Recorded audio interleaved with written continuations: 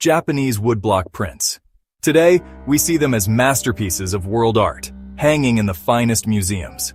But what if I told you that in their own time, they were not considered high art at all, that they were the cheap, mass-produced, disposable posters of their day, sold on street corners for the price of a bowl of noodles? This is the secret history of Ukiyo-e, the disposable art that accidentally conquered the world. Today, it's priceless art. In its time, it was disposable entertainment. Gentle. The disposable art that accidentally conquered the world. The story begins in Edo, modern-day Tokyo, during a long period of peace and prosperity. They flocked to a vibrant entertainment district known as the Ukiyo, or the floating world. This was the world of kabuki theater, sumo wrestling, and glamorous tea houses. And the Ukiyo-e prints were the pop culture merchandise of this world. They were posters of your favorite actor, pin-ups of a famous beauty, or souvenirs from a sumo match. Sold for the price of a bowl of noodles. Enjoyed by ordinary people. Merchants, artisans, shopkeepers.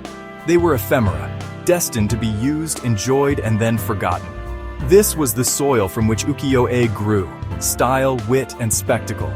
The very name, Ukiyo-e, translates to pictures of the floating world.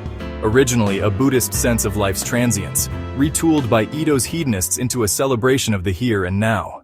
We often fall into the trap of thinking a work of art is the product of a single, solitary genius. We see Hokusai's name and imagine the old master toiling away alone. But Ukiyo-e was a remarkable act of collaboration, a symphony played by 4 distinct sets of hands. Diagram, publisher, artist, carver, printer. First came the publisher, the Hanmoto, the entrepreneur and producer who financed the project and knew what would sell. He selected the artist, approved designs, coordinated the team. Next was the artist, the eshi. The artist made the master drawing in black ink on thin paper, the blueprint and soul of the image. Hokusai, Hiroshige, Utamaro. That single original drawing would be destroyed during the reproduction process. Then the carver, the horishi. He carved away wood, leaving the design in relief. One stray cut could ruin the set.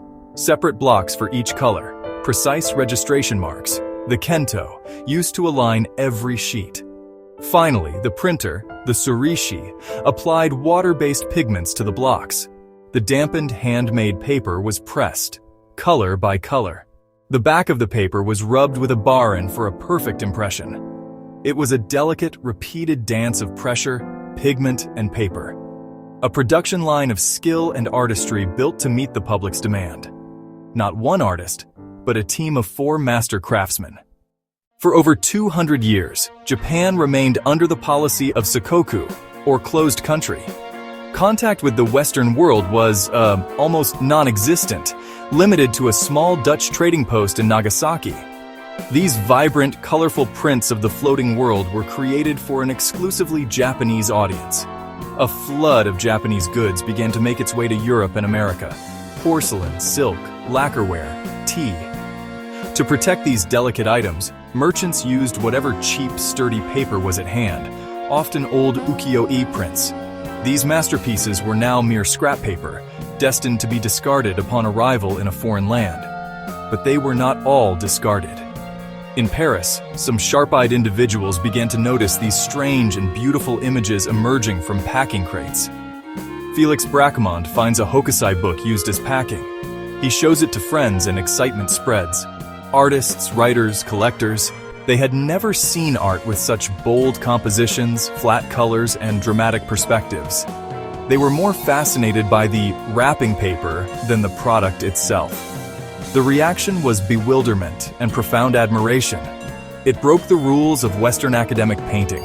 Bold compositions, flat colors, daring cropping, utterly modern. This accidental discovery was about to change everything. It sparked a craze across Europe known as Japonisme. Fans, kimonos, porcelain, everything Japanese found eager buyers. Look at Edgar Degas' paintings of ballet dancers, off-kilter compositions borrowed from artists like Kiyonaga and Utamaro. Mary Cassatt's tender portraits, flattened patterns, and strong outlines owe a huge debt to Ukiyo-e. Claude Monet, an avid collector, amassed over 200 prints. His Japanese bridge at Giverny shows that sensibility. Vincent van Gogh copied them directly and wrote, "All my work is based to some extent on Japanese art." Van Gogh's Bridge in the Rain, after Hiroshige, and Hiroshige's original, you can see the DNA. The influence crashed over decorative arts, Art Nouveau, posters like Toulouse-Lautrec, flowing line and pattern, architecture, furniture, jewelry. Designers found an elegant alternative to ornate Victorian clutter. What began as discarded packing material became a driving force of modernism. During the Meiji Restoration, Japan rushed to modernize. Traditional arts were dismissed as old-fashioned. The great masterpieces were sold off cheaply to foreign dealers and tourists. When Japanese scholars saw their prints displayed as masterpieces abroad, the nation reappraised its own heritage. Collectors like Matsukata Kojiro began buying back major works. The government later designated many as national treasures, an art form created for the masses, not the elite. A disposable souvenir that became a global inspiration. A beautiful reminder that great art can be found in the most unexpected and humble places.